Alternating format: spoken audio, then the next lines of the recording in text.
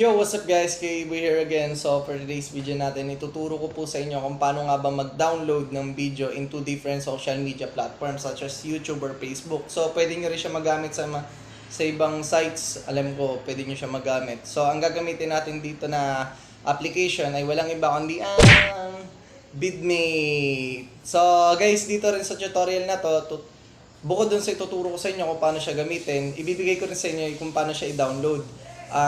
Maglalagay ako ng downloading site sa description. So, puntahan nyo muna siya. So, pag linik nyo yun, papasok kayo dun sa Facebook. Tapos dun sa Facebook, i-click nyo ulit dun yung downloading site kasi dun kayo i-direct niya kayo dun sa downloading site. Kasi hindi ako makakapag-direct dito from YouTube to downloading site kasi nga, baka ma-community strike ako. Ang laki na magiging kaso mo, tandaan mo. So, mahirap na baka mawala pa yung YouTube channel ko. So, bago tayo mag-umpisa guys, please subscribe to Kuya Ibo, to my YouTube channel Kuya Ibo, and please like, comment, and share. Kalimbangin nyo na rin yung notification bell para updated kayo sa mga new videos ko. So guys, tara, umpisa na natin.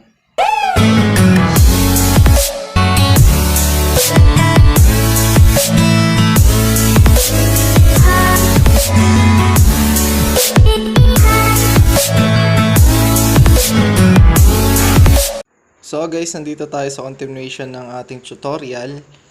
So guys, kailangan natin dito ng application na si vidmate. Ito si vidmate. Ilalagay ko sa baba ng description yung downloading site niya kasi hindi niyo na siya makikita sa Play Store ngayon.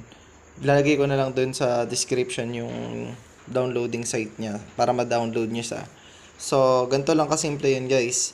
Punta lang kayo guys dun sa gusto nyong pag-downloadan. Example, punta tayo kay YouTube. Yan. So, napakadali lang niya. Kunyari, magda-download tayo ng isang video dito. Siyempre, doon muna tayo sa channel ko. So guys, kung hindi pa kayo dyan naka-subscribe, 360 pa lang yan, maawa na kayo.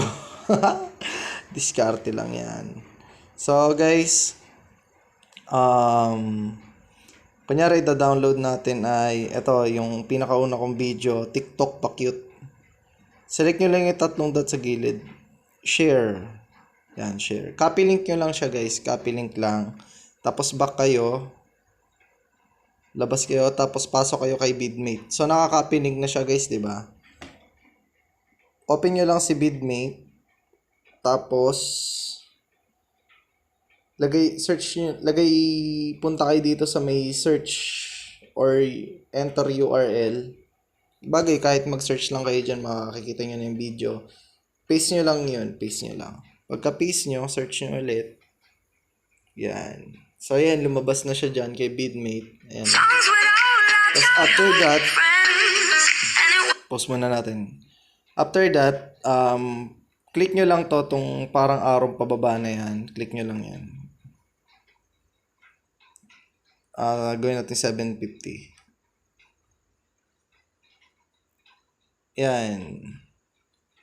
Download nyo lang siya. Ganyan lang siya kadali guys. Mada-download nyo na yan. So, tingnan natin. Magda-direct na siya dun sa file manager nyo. Punta lang kayo dun sa file manager nyo para ma-check natin kung na-download na ba siya. Punta kayo dun sa sarili niyang folder, vidmate. Ito sa sarili niyang folder, vidmate. Then, punta kayo sa downloads. Hanapin nyo kung nasan yung dinownload nyo dyan. Dinownload natin ay dito lang yan. Ayun, TikTok, pa-cute. O, ito, panoorin natin. Ayun na.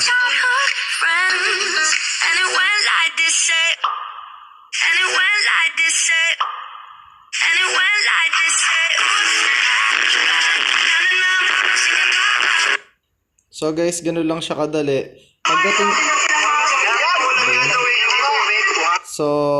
Ganun lang siya kadali guys. Pagdating naman kay Facebook, ganun lang din. Open lang din kayo ng Facebook. Open nyo yung Facebook. Tapos, search kayo ng videos katulad nito. Kunyari yan. Matulog na daw ako. Ayun. Pinoy Kalokohan. Kunyari yan ang ida-download natin yan. Tapos makikita nyo sa gilid, meron din siyang tatlong dot. Click nyo lang yan. Kunin nyo lang ulit yung link, copy link. Tapos punta lang ulit kayo kay vidmate. Tapos may mga ads kasi siya guys, may mga ads. Yan nga lang. Hintayin lang natin konti. Back natin yan kasi yun yung dinownload natin kanina. Ganun lang ulit guys. Enter nyo lang din ulit yung URL ng video. And then, boom! Nandyan na siya. Makikita nyo yung arrow niya yan, lalabas dun sa gilid ng video yan. Oh. Pindutin nyo lang ulit yan guys. Pindutin nyo lang ulit. Tapos, pwede kayo mamili dito kung MP3 lang ba, yung mismong video ba na may video o yung mismong MP3 lang niya. So, try natin yung 240p lang. Ayan. As you can see guys, nagda-download na siya. Oh. Ayan o. Oh.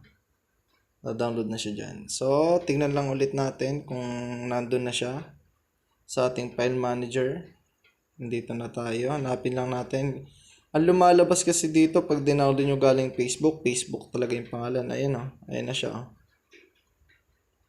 Panoorin natin.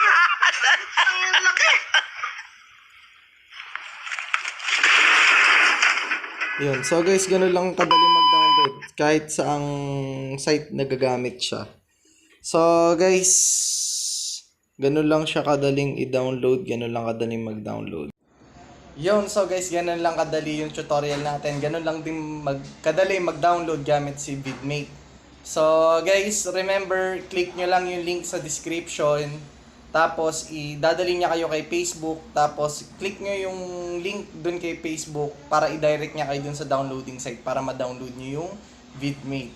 So, guys, hanggang doon na lang po. Please subscribe to my YouTube channel, Kuya Ibo. Click the notification bell para updated kayo sa mga new videos ko. And like and comment. So, guys, paano ba yan? Bye-bye!